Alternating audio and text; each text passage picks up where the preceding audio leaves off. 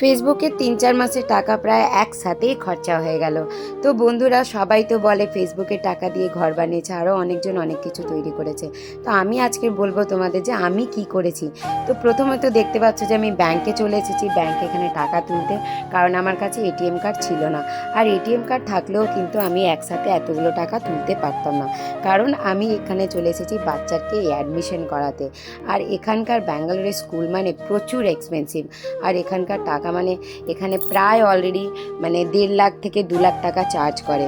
তো চলো আমি স্কুলে চলে এসেছি, এখানে রিসেপশন থেকে আমাকে বসানো হয়েছে। এবার আমাকে চলে গেলাম অফিস রুমে গিয়ে ম্যামকে টাকাটা দিলাম।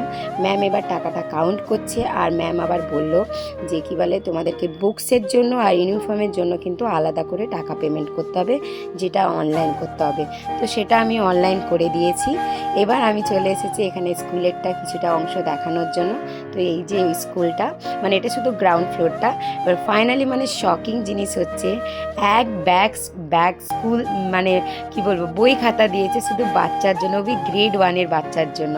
আমি তো ভেবেই পাচ্ছি না যে ছেলে কখন পড়বে এগুলো, কারণ ওরা এমনি ছোট।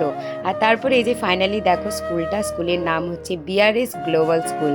তো ফাইনালি আমরা ব্যাগপত্র নিয়ে নিয়েছি, সব আমাদের গোছানো হয়ে গেছে, আমরা এবার নিয়ে বেরিয়ে এসেছি। তো চলো বন্ধুরা, আবার তোমাদের সাথে দেখা হবে নেক্সট ভিডিওতে। ততক্ষণের জন্য তোমরা ভালো থেকো, সুস্থ